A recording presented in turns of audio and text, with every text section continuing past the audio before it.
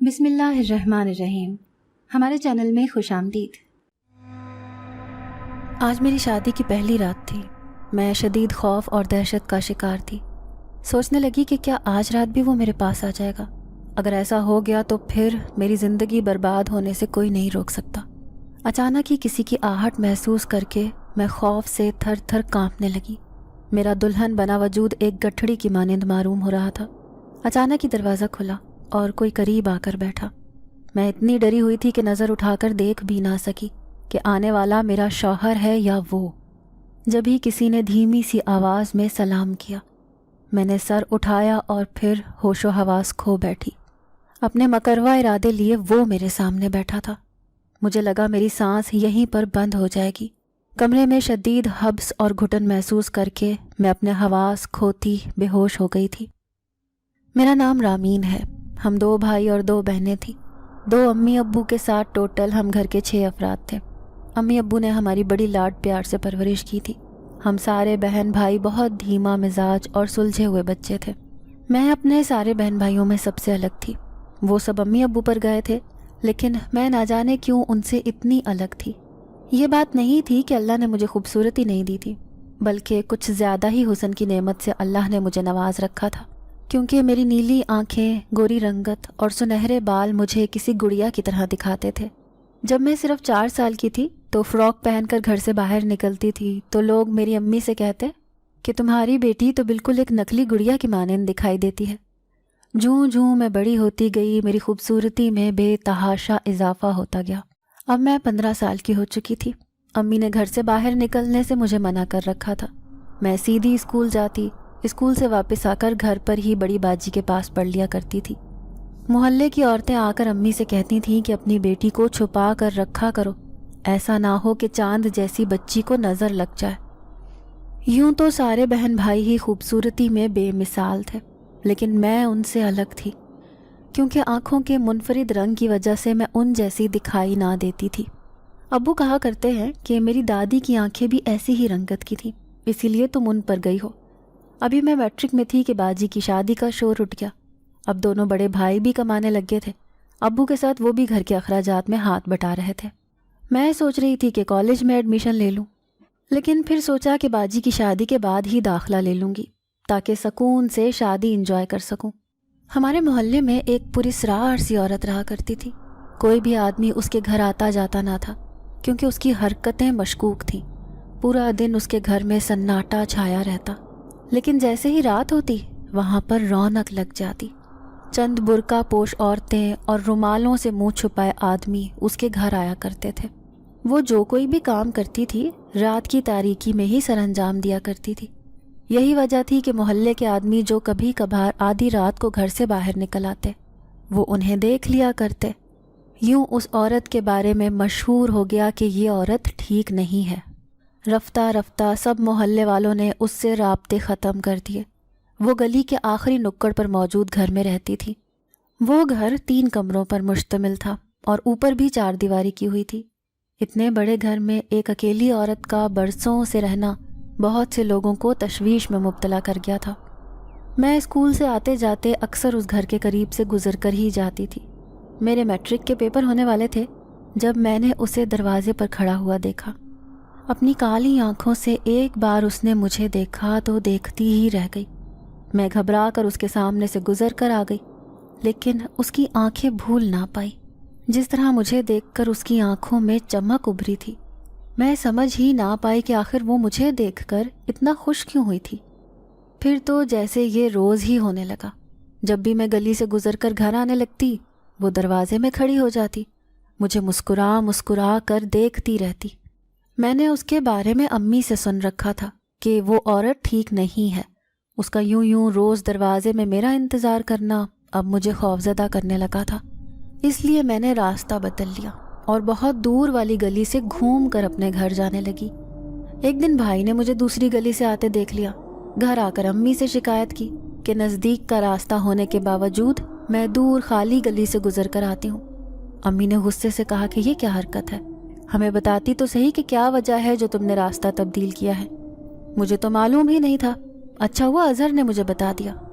میں بری طرح سے گھبرا گئی۔ سوچنے لگی کہ امی کو اس عورت کے بارے میں بتاؤں یا نہیں۔ پھر میں نے نہ بتانے کا فیصلہ کیا اور امی سے کہہ دیا کہ اپنی دوست کے ساتھ آنے کی وجہ سے میں اس گلی سے گزر کر آتی ہوں۔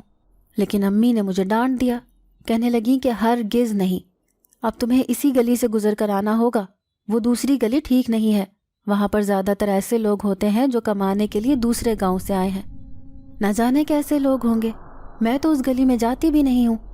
پھر امی کی ہدایت پر ایک بار پھر سے میں اسی عورت کے گھر کے سامنے سے گزر کر آنے لگی، لیکن پھر شکر ادا کیا جب میں نے اسے دروازے پر کھڑے نہ دیکھا۔ شاید اتنے دن سے میں اس طرف سے نہیں آئی تھی تو وہ بھی اپنے دروازے پر کھڑا ہونا چھوڑ چکی تھی۔ اس دن اسکول میں پریکٹیکل ہونے کی وجہ سے دیر سے چھٹی ہوئی، مجھے آتے آتے 2 بج گئے۔ گرمی اور حبس کی وجہ سے گلی میں سناٹا چھایا ہوا تھا۔ میں جیسے ہی اس عورت کے گھر کے دروازے کے پاس سے گزر کر آگے جانے لگی کہ اچانک ہی کسی نے بازو سے پکڑ کر مجھے اندر کھینچ لیا۔ اس سے پہلے کہ میں چیخ مار کر اپنے آپ کو بچاؤ کرتی، کسی نے میرے منہ پر ہاتھ رکھا اور مجھے بے ہوش کر دیا۔ آنکھ کھلی تو خود کو اندھیرے میں پایا۔ میں ہاتھ پاؤں مار کر جگہ پہچاننے کی کوشش کر رہی تھی۔ یہ ایک کمرہ سا تھا، کیونکہ دروازے میں ہونے والے سوراخ کی وجہ سے ہلکی سی روشنی باہر سے آ رہی تھی۔ اسی روشنی کی وجہ سے مجھے وہ دروازہ نظر آیا تھا۔ میں بڑی مشکل سے اٹھ کر دروازے تک گئی، وہ دروازہ کھولنے کی کوشش کرنے لگی، لیکن یہ کیا، وہ تو باہر سے کسی نے بند کر دیا تھا۔ میں زار و قطار رونے لگی۔ 16 سال کی معصوم لڑکی تھی، سوچ بھی نہ سکتی تھی کہ میرے ساتھ ایسا واقعہ پیش آ جائے گا۔ اچانک سے ہی کمرے کا دروازہ کھلا اور باہر سے آنے والی روشنی کمرے میں آئی۔ اس پراسرار سی عورت کو دیکھ کر میں گھبرا گئی جس نے مجھے اس گھر میں اغوا کر لیا تھا۔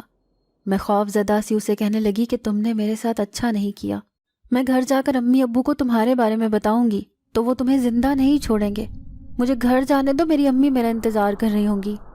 میں آنسوؤں سے روتے ہوئے اسے یہ سب کہہ رہی تھی، لیکن اس کے تاثرات بہت خوفناک تھے۔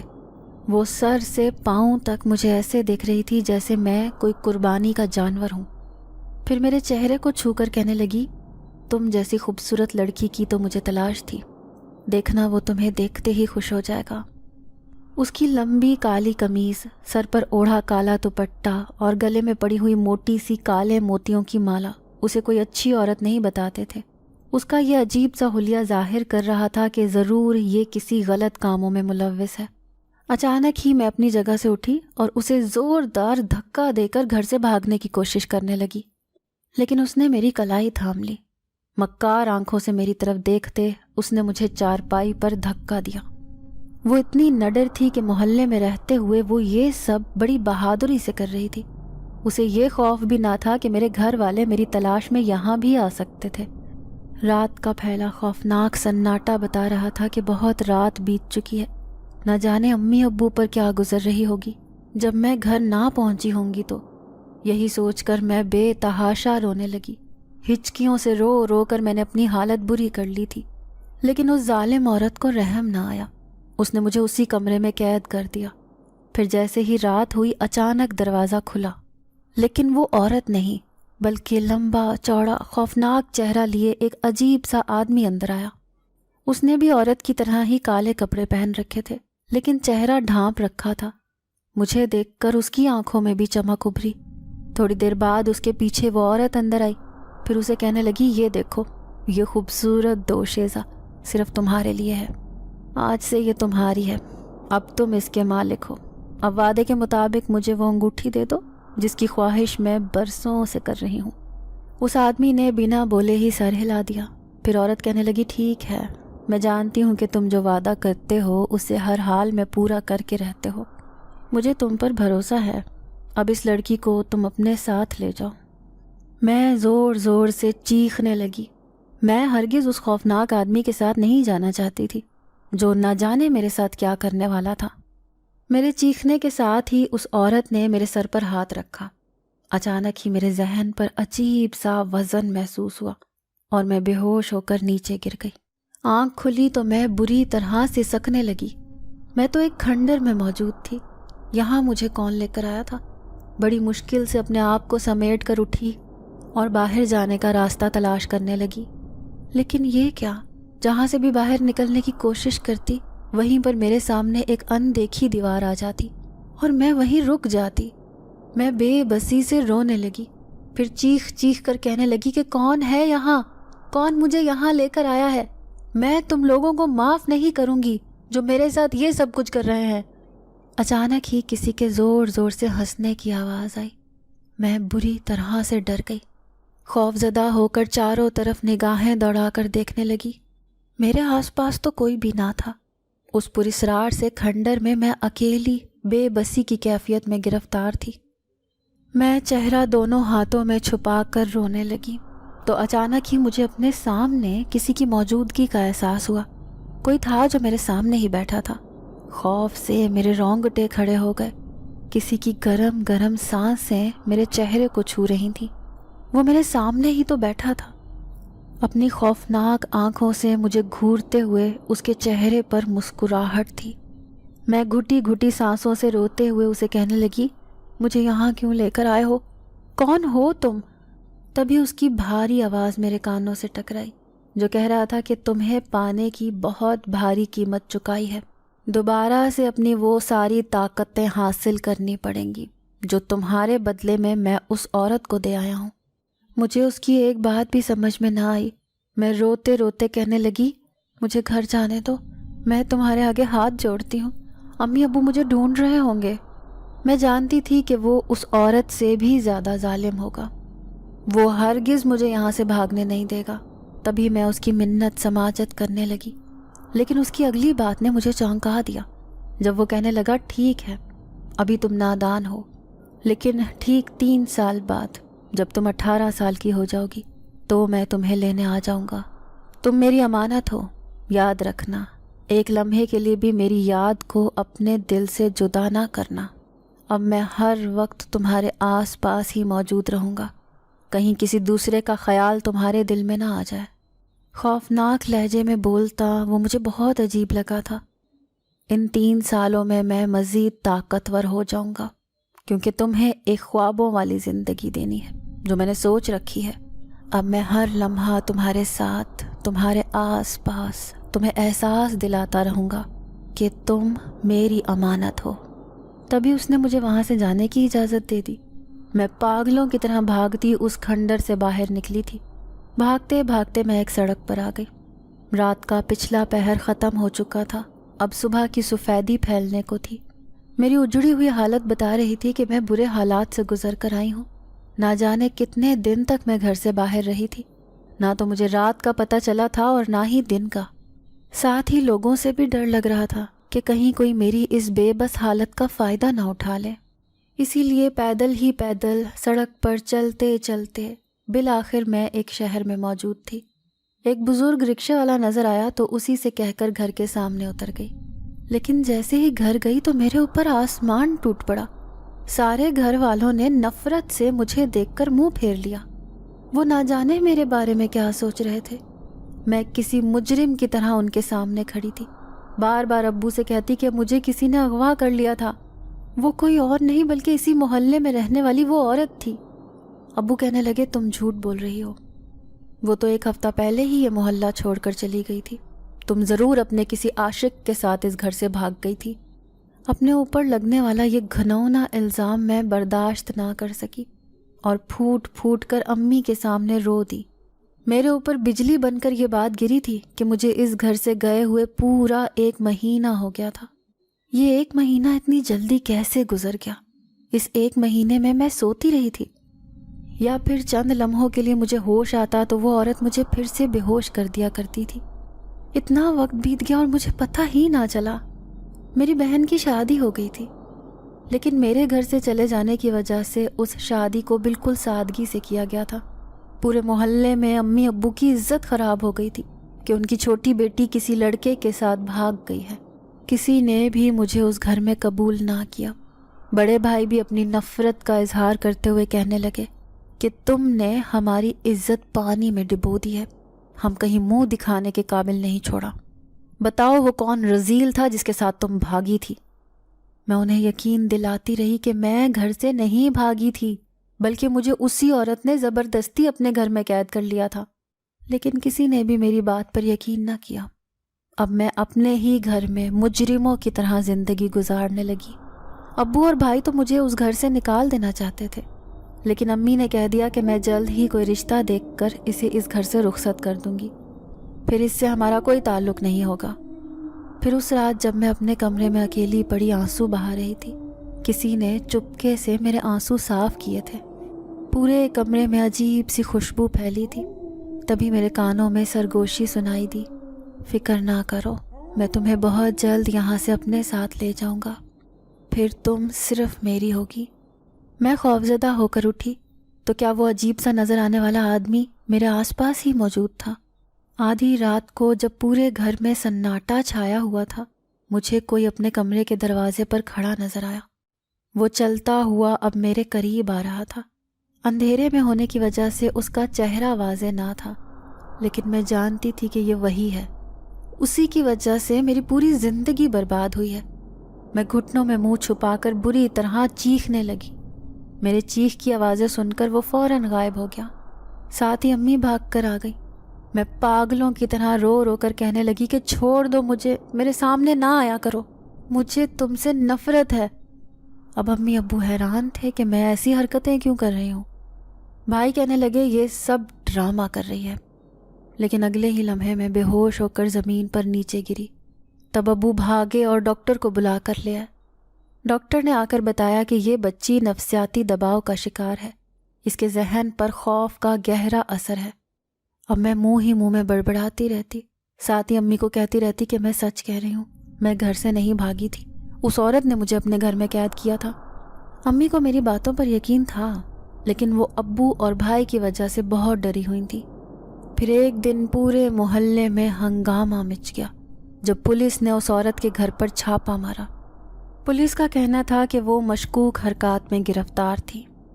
کچھ دنوں پہلے کسی گورکن نے اسے قبر کے آس پاس ایک تازہ قبر پر منڈلاتے دیکھا تھا۔ اس گورکن کی شکایت پر ہی اس عورت کے گھر پر چھاپا مارا گیا، لیکن وہ تو پہلے ہی یہ گھر چھوڑ کر فرار ہو گئی تھی۔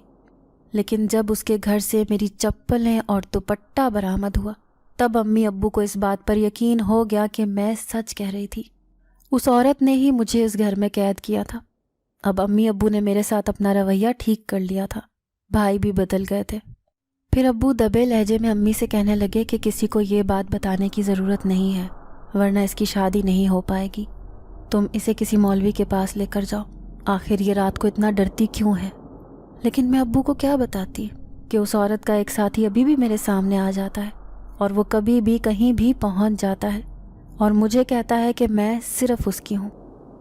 اگر امی ابو میری شادی کے بارے میں سوچیں گے بھی تو وہ کبھی بھی میری شادی نہیں ہونے دے گا۔ پھر امی ایک دوسرے علاقے میں رہنے والے مولانا کے پاس مجھے لے کر چلی گئیں۔ انہوں نے مجھے دم کیا، پھر امی سے کہنے لگے کہ تمہاری بیٹی کے اوپر تو ایک جنات کا سایہ ہے۔ امی کے ہوش و حواس اڑ گئے، وہ حیران پریشان ہو گئیں۔ پھر مولانا صاحب امی سے کہنے لگے کہ اس کے ساتھ کچھ عجیب ہوا ہے۔ امی بری طرح گھبرا گئی کیونکہ انہیں ساری بات بتانا ضروری تھا۔ پھر امی نے انہیں بتا دیا کہ کس طرح ایک محلے میں رہنے والی پراسرار عورت نے اسے گھر میں قید کر لیا تھا۔ اس کے بعد سے یہ بتاتی ہے کہ اپنے ہوش و حواس میں نہ رہی، لیکن ایک ڈراؤنی شکل والا آدمی اکثر اس کے سامنے آ کر اسے ڈراتا ہے۔ مولوی صاحب نے میرے سر پر ہاتھ رکھا اور دم کرنے لگے، پھر کہنے لگے کہ اس بچی کا تو لمبا علاج ہوگا، تم اسے ہر جمعرات کو میرے پاس لے کر آنا، میں اس کا بہتر طریقے سے علاج کروں گا۔ امی پریشان سی ہو کر مجھے واپس لے آئیں۔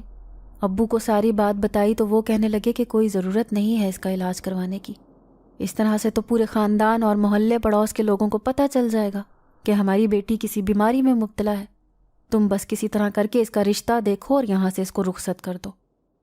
میں سوچ بھی نہیں سکتی تھی کہ میں اتنی شدید ذہنی اذیت سے گزر رہی ہوں اور امی ابو میری شادی کر دیں گے۔ امی ابو سے بہت ڈرتی تھیں اور ان کی ہی پورے گھر میں مانی جاتی تھی، اس لیے ابو کے کہنے پر انہوں نے میرے لیے رشتے دیکھنا شروع کر دیے۔ پھر ایک انجان لوگوں میں میرا رشتہ طے کر دیا۔ ٹھیک 2 ہفتے بعد میں رخصت ہو کر سسرال جا رہی تھی۔ سسرال میں میری ساس، شوہر اور ایک چھوٹی نند تھی۔ وہ لڑکا کسی چھوٹے سے سرکاری دفتر میں کام کرتا تھا، غریب سا گھرانہ تھا، لیکن لڑکا بہت اچھا تھا۔ میں نے تو اس کی تصویر بھی نہ دیکھی تھی۔ بات پر ڈرے جا رہی تھی کہ اس ڈراؤنے شخص نے مجھ سے کہا تھا کہ اگر میں نے کسی سے شادی کی تو بہت برا ہوگا۔ اب نہ جانے وہ میرے ساتھ کیا کرنے والا تھا۔ امی میرے پاس کمرے میں ہی سوتی تھیں۔ پھر شادی شدہ بہن بھی اپنے سسرال سے آ گئی۔ محلے کے لوگ میرے بارے میں عجیب عجیب باتیں کر رہے تھے، کیونکہ میں صرف 16 سال کی تھی اور میرے امی ابو میرے شادی کر رہے تھے۔ اتنی کم عمری میں کسی لڑکی کی شادی ہونا بہت سے سوالات کھڑے کر دیتی ہے۔ کوئی محلے کی عورت یہ کہہ رہی تھی کہ میں حاملہ ہوں، اسی وجہ سے زبردستی میری شادی جلدی کی جا رہی ہے، جبکہ کوئی یہ کہہ رہا تھا کہ یہ لڑکی بہت آوارہ اور خراب کردار کی مالک ہے۔ شکر تھا کہ یہ باتیں میرے سسرال والوں تک نہیں پہنچی تھی، ورنہ وہ بھی مجھ سے شادی سے انکار کر دیتے اور یوں میری رہی سہی عزت بھی چلی جاتی۔ ابو کے دل میں پھر سے میرے لیے نفرت آ جاتی، کیونکہ میری وجہ سے پہلے ہی ان کی پورے محلے میں بدنامی ہو گئی تھی۔ میں بار بار امی کی منتیں کرتی کہ امی میری شادی نہ کریں، میرا ذہن ابھی شادی کے قابل نہیں ہے، لیکن انہوں نے میری ایک نہ سنی۔ خوف دہشت سے میرا برا حال ہو رہا تھا۔ پھر اس دن امی نے مجھے لال جوڑا پہنا دیا۔ گھر والوں نے سادگی سے میرا نکاح میرے شوہر سے کر دیا، جس کا نام عمیر تھا۔ میں نے تو اسے دیکھا بھی نہ تھا۔ بھلا 16 سال کی عمر میں جس لڑکی کی شادی ہو جائے اور جس کے ساتھ اتنے برے حالات گزرے ہوں، اس کے احساس و جذبات کیا ہو سکتے ہیں؟ یہ بات تو کوئی شعور والا انسان ہی سمجھ سکتا ہے۔ میرے سگے ماں باپ نے تو مجھ سے بس جان چھڑوانے کی کوشش کی تھی۔ میں اب دلہن بنی اپنے سسرال میں بیٹھی تھی۔ وہ ایک چھوٹا سا کمرہ تھا، لیکن پھولوں سے سجایا گیا تھا۔ دہشت کے مارے میرا برا حال تھا۔ ایسے لگتا تھا کہ وہ ڈراؤنا سا شخص ابھی میرے سامنے آ جائے گا۔ غضبناک نگاہوں سے مجھے گھورتا ہوا وہ مجھ سے کہے گا کہ اس کے منع کرنے کے باوجود میں نے شادی کیوں کی ہے۔ میں سر جھکائے بیٹھی تھی۔ اچانک ہی کوئی میرے سامنے آیا۔ میں نے نظر اٹھا کر دیکھا تو وہ میرا شوہر نہیں، بلکہ وہی تھا جو لال آنکھیں لیے مجھے گھور رہا تھا۔ پھر کان میں سرگوشی کرتے ہوئے کہنے لگا، تم صرف میری ہو، جس کی میں نے بھاری قیمت چکائی ہے۔ آج کے بعد تمہارا شوہر تمہارے قریب بھی نہیں آئے گا۔ جیسے ہی تم 18 سال کی ہو جاؤ گی، میں تمہیں اپنے ساتھ لے کر چلا جاؤں گا۔ یہ کہتے ہی اس نے میرے چہرے کو چھوا۔ میں خوف اور دہشت سے بے ہوش ہو کر نیچے گر گئی۔ ہوش آیا تو صبح ہو چکی تھی۔ میری ساس اور نند میرے پاس بیٹھی تھی۔ پھر ساس کہنے لگی، سنا تھا میں نے کسی عورت کے منہ سے کہ تم شادی سے پہلے بیمار رہتی تھی، لیکن آج یقین آ گیا کہ وہ صحیح کہہ رہی تھی۔ میں واقعی اپنے بیٹے کے لیے ایک بیمار لڑکی کو لے آئی ہوں۔ میں شرمندگی سے سر جھکائے بیٹھی رہی۔ پھر نند کہنے لگی، اماں چھوڑ دینا، دیکھیں تو صحیح بھابھی کس قدر پریشان نظر آ رہی ہیں، میں ان کے لیے کھانے کو کچھ لے کر آتی ہوں۔ تھوڑی دیر بعد ساس بھی اٹھ کر چلی گئی۔ تبھی میرا شوہر اندر آیا، مجھ سے میری طبیعت پوچھنے لگا، پھر بڑے پیار سے دیکھتے ہوئے کہنے لگا کہ نہ جانے تم میری کس نیکی کا صلہ ہو جو مجھے اتنی خوبصورت بیوی ملی ہے۔ وہ میری تعریف کر رہا تھا، لیکن اسے معلوم نہیں تھا کہ اس کی زندگی میں ایک مصیبت بن کر آئی ہوں۔ عنقریب ان سب کے اوپر وہ راز آشکار ہو جائے گا کہ میرے پیچھے ایک اجنبی شخص لگا ہوا ہے جو ہر وقت یہ کہتا رہتا ہے کہ میں صرف اس کی ہوں۔ میری نند اور شوہر ہر وقت میری تعریفیں کرتے رہتے کہ میں بہت خوبصورت ہوں۔ میری نیلی آنکھیں دیکھ کر محلے کی عورتیں میری ساس کو کہتی کہ تم تو اپنے بیٹے کے لیے دلہن بہت خوبصورت لے کر آئی ہو، لیکن وہ منہ بنا کر کہتی کہ خوبصورت تو ہے، لیکن نہ جانے نفسیاتی مریض ہے یا کیا چکر اس نے پال رکھا ہے، سمجھ نہیں آتی مجھے اس کی۔ میرے شوہر کا رویہ میرے ساتھ بہت اچھا تھا، لیکن جیسے ہی رات ہوتی تو میں اس کے ساتھ بدل جایا کرتی۔ ہم دونوں الگ بستر پر سوتے تھے۔ رات ہوتے ہی مجھے اس کی موجودگی اپنے آس پاس محسوس ہوتی، جیسے وہ میری حفاظت کر رہا ہو۔ غلطی سے بھی میرا شوہر میرے قریب آنے کی کوشش کرتا تو وہ فوراً ہی بیچ میں آ جاتا۔ میں چیخ مار کر اپنے شوہر کے پاس سے ہٹ جایا کرتی۔ پھر ایک دن میرا شوہر مجھے کہنے لگا کہ کیا تم کسی اور کو پسند کرتی تھی؟ کیا تمہیں میری شکل پسند نہیں ہے؟ میں ان کی بات سن کر گھبرا گئی، تو گویا ایک بار پھر سے میرے اوپر الزام لگنے والا تھا۔ میں رونے لگی۔ میرا شوہر گھبرا گیا اور کہنے لگا کہ اگر تم میرے ساتھ خوش نہیں ہو تو میں تمہیں چھوڑ دیتا ہوں۔ یہ بات تو میرے اوسان خطا کر گئی۔ ایک بار پہلے ہی گھر سے بھاگنے کا الزام مجھ پر لگ چکا تھا، اور اب طلاق یافتہ ہونے کا دھبا بھی لگ جاتا۔ پھر میں نے ان کے سامنے ہاتھ جوڑ دیے۔ روتے ہوئے کہنے لگی کہ خدا کے لیے مجھے طلاق نہ دینا، میں ایسی لڑکی نہیں ہوں، میرے ساتھ ایک مسئلہ ہے جس کی وجہ سے میں ایسی حرکتیں کرتی ہوں۔ پھر شوہر کہنے لگا کہ ٹھیک ہے، مجھے تم بتاؤ، میں تمہاری ضرور مدد کرنے کی کوشش کروں گا۔ میں بری طرح گھبرا گئی کہ کہیں وہ جن میرے آس پاس ہی موجود نہ ہو، لیکن اپنی رہی سہی عزت بچانے کے لیے مجھے کسی کی مدد کی ضرورت تھی۔ پھر میں نے گھبراتے ہوئے انہیں بتا دیا کہ کس طرح اسکول سے واپس آتے ہوئے مجھے ایک عجیب سی عورت نے اغوا کر لیا تھا، پھر اس نے کئی دن تک مجھے اپنے گھر میں رکھا، پھر ایک عجیب و غریب انسان کے حوالے کر دیا اور وہ مجھے لے کر دور ایک جنگل میں موجود ایک کھنڈر میں چلا گیا۔ اس کا کہنا تھا کہ اس نے مجھے اپنی طاقتوں کے بدلے میں اس عورت سے خریدا ہے۔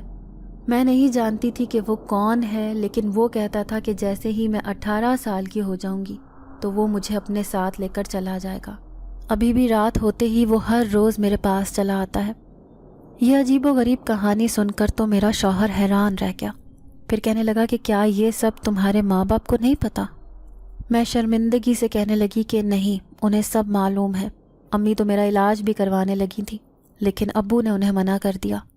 وہ کہنے لگے کہ اس کی شادی کر کے اس کو رخصت کر دیتے ہیں، ورنہ ہماری محلے میں بدنامی ہو جائے گی۔ پھر وہ کہنے لگے کہ اچھا ٹھیک ہے، تم پریشان مت ہو، مولوی سے تمہارا علاج چل رہا تھا تو مجھے اس کے بارے میں بتاؤ، میں تمہیں وہیں اپنے ساتھ لے کر چلتا ہوں۔ میں ڈر گئی۔ پھر میں اسے کہنے لگی کہ کہیں ایسا نہ ہو کہ وہ اس بارے میں جان کر مجھے کوئی نقصان پہنچا دے۔ تو میرا شوہر کہنے لگا کہ جہاں تک مجھے لگتا ہے وہ کوئی انسان نہیں ہے، یہ کوئی اور ہی چکر لگتا ہے۔ ایسی عجیب و غریب کہانی سن کر تو ایسا لگتا ہے جیسے وہ کوئی آسیب ہے جو صرف تمہیں دکھائی دیتا ہے۔ میرے سر پر آسمان گر پڑا۔ اس بارے میں تو میں نے سوچا ہی نہ تھا کہ کہیں وہ کوئی بھوت تو نہیں۔ یہ سوچ کر تو میری رنگت بدل گئی۔ لیکن دوسرے دن اپنے شوہر کے اصرار پر میں اسی مولوی کے پاس چلی گئی۔ مولوی صاحب نے مجھے دیکھا، پھر کہنے لگے کہ تمہاری نیلی آنکھیں دیکھ کر میں پہچان گیا ہوں کہ تم وہی لڑکی ہو جس کے اوپر جنات کا سایہ تھا۔ کیا ابھی بھی تم بیمار ہو؟ تو میں نے اس بات میں سر ہلا دیا۔ تو وہ کہنے لگے کہ تم نے علاج ادھورا چھوڑ کر غلطی کی تھی، پہلے علاج کروانا تھا، اس کے بعد تمہارے ماں باپ کو شادی کرنی چاہیے تھی۔ پھر وہ کہنے لگے کہ ابھی بھی دیر نہیں ہوئی، میں تمہارا علاج شروع کرتا ہوں، دیکھنا تم بہت جلد ٹھیک ہو جاؤ گی۔ پھر انہوں نے میرے شوہر کو تاکید کی کہ ہر 7ویں دن مجھے یہاں لے کر آنا ہوگا۔ جیسے ہی میرا شوہر مجھے گھر لے کر گیا تو ساس نے مجھے زہر آلود نظروں سے دیکھا۔ کہنے لگی کہ اس کی خوبصورتی دیکھ کر ہم پگھل گئے تھے، دیکھ کر تو ایسے لگتا ہے جیسے یہ کوئی انگریز ہے، لیکن دیکھو اس نے تو ہمارے گھر کو اجاڑ کے رکھ دیا۔ محلے کی عورتیں عجیب عجیب باتیں کر رہی ہیں کہ میں ایک پاگل لڑکی کو بیاہ کر لے آئی ہوں۔ شوہر کہنے لگا کہ اماں آپ ان کی فکر نہ کریں، یہ جلد ہی ٹھیک ہو جائے گی۔ یوں وہ بیچارے پورا دن کام کرتے ہیں، پھر شام میں گھر آ کر میرے ساتھ ڈھیروں باتیں کرتے، میرا خیال رکھتے۔ میں تھوڑا سا بھی گھر کا کام کرتی تو وہیں تھک جایا کرتی تھی۔ میری نند تھی جو چھوٹی سی عمر ہونے کے باوجود پورے گھر کو سنبھال رہی تھی۔ میری ساس اٹھتے بیٹھتے مجھے تانے دیتی کہ اپنی خوبصورتی کا فائدہ اٹھا کے شوہر کو غلام بنا لیا ہے، لیکن مجھے اندازہ ہو گیا تھا کہ میرا شوہر ایک بہت اچھا انسان ہے، وہ مجھ سے محبت کرنے لگا تھا، لیکن میں کیا کرتی؟ اس عجیب سے وجود کا خوف ہر وقت میرے آس پاس رہتا تھا۔ جب بھی میں اپنے شوہر کے قریب جانے کی کوشش کرتی تو وہ بیچ میں حائل ہو جاتا۔ پھر جمعرات آتے ہی میں دوبارہ مولوی صاحب کے پاس چلی گئی۔ انہوں نے میرا حساب کیا، پھر میرے شوہر سے کہنے لگے کہ آخر میرا شک بالکل ٹھیک ثابت ہوا، اس کے پیچھے ایک جن زیادہ لگ گیا ہے، اس کا تعلق ایک جناتی قبیلے سے ہے۔ جس عورت نے تمہیں اس کے حوالے کیا تھا وہ ایک انسان تھی، لیکن اس کے تعلقات جنات سے تھے۔ وہ تعلقات حاصل کرنے کے لیے جنات کو ہر چیز فراہم کر دیتی تھی جس کی وہ خواہش کرتے تھے۔ یوں اس کے بدلے میں وہ عورت جنات کی طاقتیں اپنے پاس رکھ لیتی تھی۔ وہ شروع سے ہی اپنے عامل بابا کے ساتھ رہتی تھی، اسی لیے اس نے اپنے باپ سے بہت کچھ سیکھ لیا تھا، لیکن باپ کے مرنے کے بعد وہ ایک بہت بڑی عاملہ بننا چاہتی تھی۔ اس کے باپ کے پاس کئی موکل جنات تھے، لیکن مرتے وقت اس نے وہ سارے رہا کر دیے تھے۔ اس بات کا اس عورت کو بہت افسوس ہوا۔ پھر اس نے وہ سارے عملیات سیکھنے شروع کر دیے جو اس کا باپ کیا کرتا تھا۔ یوں لوگوں کی نظروں سے چھپ کر وہ بڑے عجیب و غریب قسم کے کام کیا کرتی تھی۔ اس نے اس جن ذات سے رابطے قائم کر لیے جو آج تم پر حاوی ہے۔ وہ ایک طاقتور قبیلے کا جنزاد تھا۔ اس کی خواہش تھی کہ وہ کسی آدم زادی سے شادی کرنا چاہتا ہے، لیکن وہ بہت خوبصورت ہو، اتنی حسین کہ کوئی جن زادی اس کا مقابلہ نہ کر سکے۔ اب وہ عورت ہر لڑکی پر نظر رکھنے لگی۔ وہ کبھی چھپ کر کسی کے سامنے جاتی تو کبھی بازاروں میں گھوم پھر کر لڑکیوں پر نظر رکھتی، لیکن ابھی تک اسے کوئی بھی حسین لڑکی نظر نہیں آئی تھی۔ تب اچانک اس کی نظر تم پر پڑی، کیونکہ تم اسی محلے میں رہتی تھی جہاں پر وہ عورت رہ رہی تھی، اور تمہیں اپنے گھر میں اغوا کرنا اس کے لیے اتنا آسان نہ تھا، کیونکہ سارے محلے کے لوگ جانتے تھے کہ وہ عورت ٹھیک نہیں ہے۔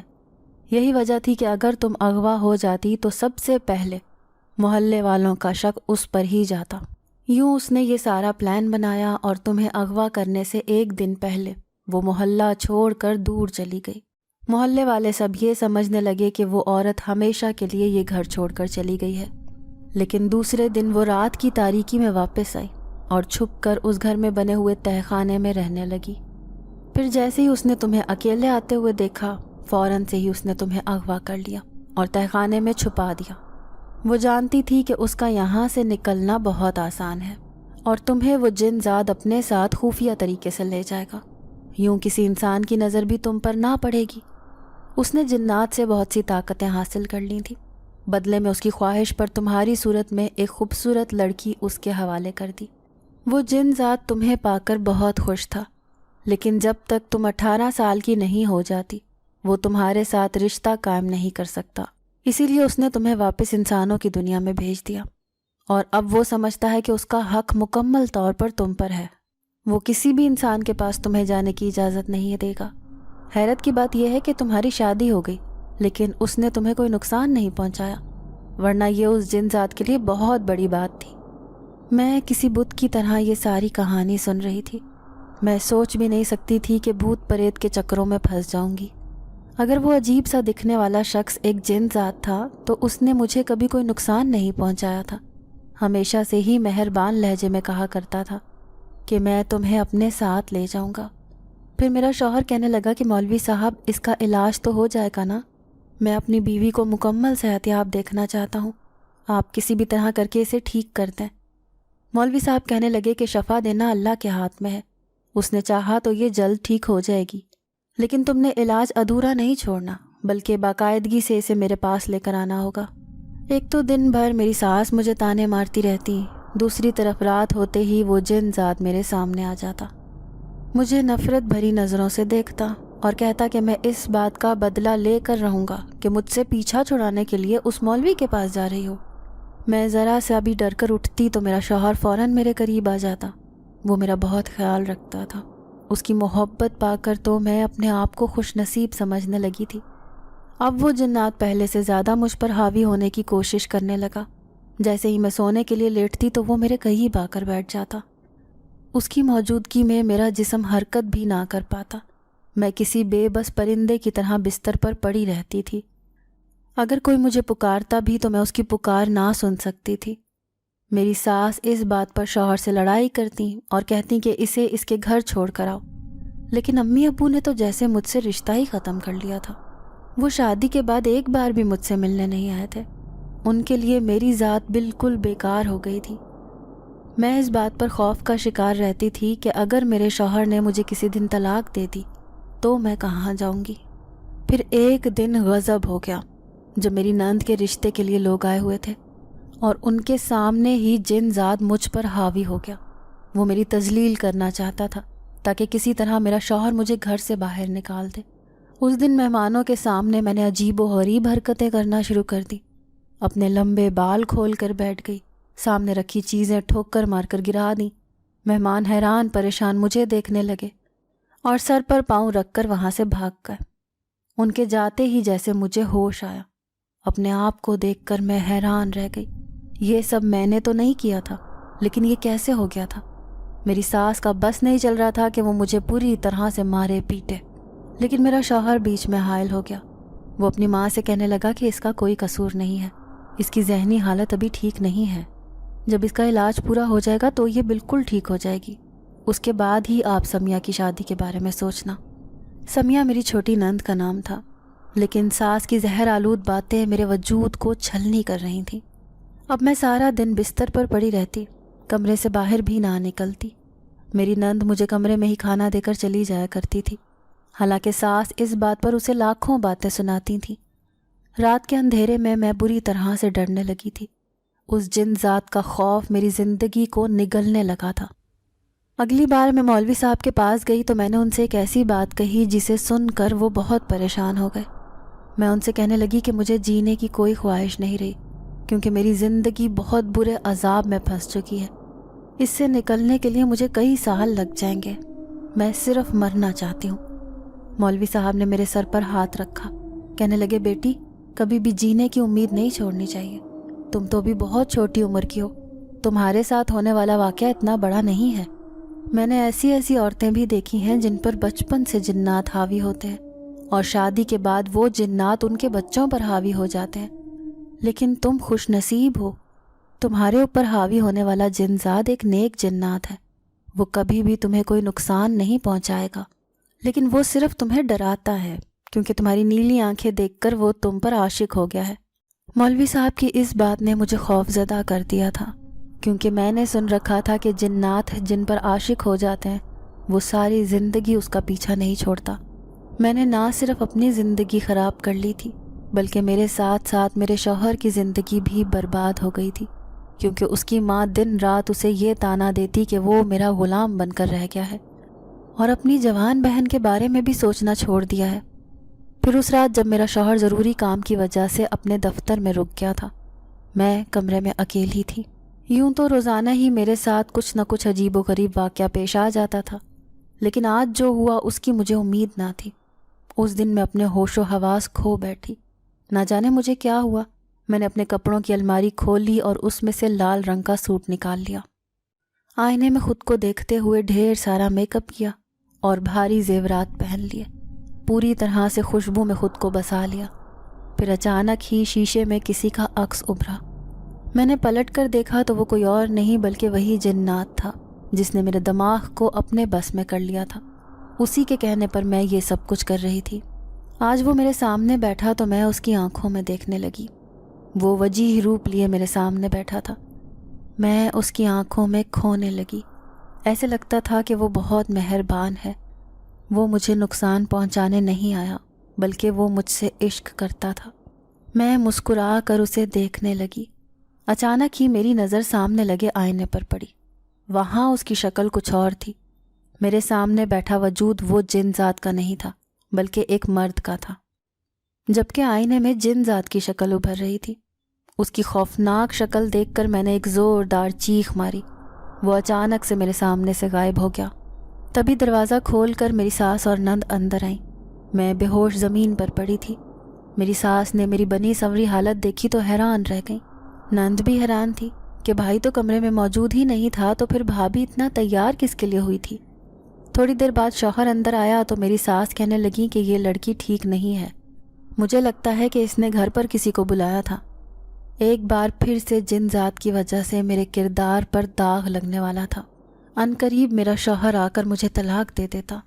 تبھی میں پاگلوں کی طرح اس گھر سے باہر بھاگی۔ نہیں، میں طلاق نہیں لینا چاہتی۔ اس سے پہلے کہ میں دہلیز پار کرتی، اچانک میرے شوہر نے مجھے کلائی سے پکڑا۔ کہنے لگا میں تمہیں طلاق نہیں دوں گا، کیونکہ میں اچھی طرح جانتا ہوں کہ تم ایک معصوم اور نیک لڑکی ہو۔ جو کچھ تمہارے ساتھ ہو رہا ہے اس میں تمہارا قصور نہیں ہے۔ میں کل صبح ہوتے ہی تمہیں اس مولوی صاحب کے پاس دوبارہ لے کر جاؤں گا۔ میں دونوں ہاتھوں میں چہرہ چھپا کر رونے لگی۔ ایک طرف میرے شوہر کی مہربانی تھی، دوسری طرف ساس کی نفرت۔ میری نند قریب آ کر کہنے لگی کہ بھابھی آپ پریشان مت ہو، بھائی آپ سے بہت محبت کرتے ہیں، انہوں نے تو آپ کی تصویر دیکھتے ہی آپ کو پسند کر لیا تھا۔ میں جانتی ہوں کہ میرا بھائی کتنے صاف دل کا ہے، وہ آپ کو زندگی بھر خوش رکھیں گے۔ میں نے واش روم میں جا کر چہرہ رگڑ رگڑ کر دھو لیا تھا۔ سارے زیورات، کپڑے یوں ہی بکھرے پڑے تھے۔ نہ جانے میں کس پاگل پن کا شکار تھی۔ پھر دوسری صبح میرا شوہر مجھے فوراً ہی مولوی صاحب کے پاس لے گیا۔ مولوی صاحب نے ایک تعویذ مجھے گلے میں پہننے کے لیے دیا اور کہا کہ جب تک تمہارے پاس یہ ہوگا وہ تمہارا کچھ نہیں بگاڑ سکتا، تم اپنے شوہر کے ساتھ خوش رہو۔ مجھے نہیں لگتا تھا کہ میں ٹھیک ہو پاؤں گی، لیکن میرے شوہر کے اصرار پر میں نے وہ تعویذ اپنے گلے میں پہن لیا تھا۔ لیکن میں حیران رہ گئی جب 1 مہینے بعد ہی مجھے احساس ہوا کہ کتنے دن ہو گئے اس جن ذات نے مجھے اپنی موجودگی کا احساس نہیں دلایا۔ اب میں خوش رہنے لگی تھی، پہلے سے بہت بدل گئی تھی۔ مجھے احساس ہوا جیسے میں بھی اپنے شوہر سے محبت کرنے لگی ہوں۔ پھر ایک دن آدھی رات کو اچانک سے کوئی میرے پاس آیا۔ وہ جن ذات تھا جس کی سرگوشی میں اپنے کانوں میں سن رہی تھی۔ اس کی بھیانک آواز غصے سے بھری تھی۔ وہ کہنے لگا، میں تو چاہتا تھا کہ جس طرح میں تم پر عاشق ہوں اسی طرح تم بھی میری زندگی میں داخل ہو جاؤ، لیکن تم تو اپنے شوہر کی عاشق ہو گئی ہو، اسی لیے میں آج تمہاری زندگی سے واپس جا رہا ہوں، لیکن اگر کبھی میرے پاس آنا چاہو تو میں تمہارا انتظار کروں گا۔ یہ کہتے ہی وہ میرے پاس سے اچانک غائب ہو گیا۔ اچانک ہی میری آنکھ کھلی۔ ایسا محسوس ہوتا تھا جیسے میں نے کوئی بھیانک خواب دیکھا ہے۔ اپنے گلے میں پڑے ہوئے تعویذ کو دیکھنے لگی جو کہ جوں کا توں موجود تھا، لیکن دھیرے دھیرے میں ٹھیک ہوتی جا رہی تھی۔ میرا شوہر پہلے سے بڑھ کر میرا خیال رکھتا تھا۔ پھر 2 مہینے بعد مجھے خوشخبری ملی کہ میں حاملہ ہوں۔ ساس مجھے تانے دیتی تھی کہ یہ میرے بیٹے کا نہیں ہے بلکہ اسی جنات کا بچہ ہوگا۔ میں ان کی بات سن کر رونے لگ جاتی تو میرا شوہر کہتا کہ یہ اماں کی پرواہ مت کرو، وہ صرف منہ کی کڑوی ہے لیکن ان کا دل بہت اچھا ہے، مجھے یقین ہے کہ ایک نہ ایک دن تم ان کے دل میں اپنی جگہ بنا لو گی۔ پھر ٹھیک 9 مہینے بعد جب میں نے ایک بچے کو جنم دیا تو وہ ہو بہو میرے شوہر کا ہم شکل تھا، لیکن اس کی آنکھیں مجھ پر گئی تھیں، بالکل میرے جیسی نیلی آنکھیں لیے وہ میرے لیے پوری دنیا بن گیا تھا۔ جب میری ساس نے اپنے پوتے کو گود میں لیا تو میرے سر پر پیار کرتے ہوئے کہنے لگی، مجھے معاف کر دینا، بس عورتوں کی باتوں میں آ کر تمہارے ساتھ برا رویہ رکھتی رہی، یہ نہیں جانتی تھی کہ بیماریاں تو وقتی ہوتی ہیں، ایک نہ ایک دن تو چلی ہی جاتی ہیں۔ آج بھی کبھی کبھی اکیلے بیٹھے بیٹھے اسی جن ذات کا خیال آتا ہے تو میں خوف سے کانپ جاتی ہوں۔ پھر اس عجیب سی عورت کے بارے میں سوچتی ہوں جس کی وجہ سے میرے ساتھ یہ سارے واقعات پیش آئے تھے۔ اگر زندگی میں آپ کے ساتھ کبھی کوئی ایسا واقعہ پیش آ جائے تو میری طرح سب کچھ سہنے کے بعد کسی کو بتائیں گے، یا پھر میں نے خاموش رہ کر اپنی زندگی کی سب سے بڑی غلطی کی؟ کمنٹس میں اپنی رائے سے ضرور آگاہ کریں۔ ناظرین، اگر آپ کو آج کی یہ کہانی اچھی لگی ہو تو ویڈیو کو لائک ضرور کریں۔ اگر آپ کو ایسی دہشت ناک دل کو جکڑ دینے والی کہانیاں پسند ہیں تو ایسی ایک کہانی روزانہ سننے کے لیے ہمارے چینل کو سبسکرائب کریں۔ اجازت چاہتے ہیں، اللہ حافظ۔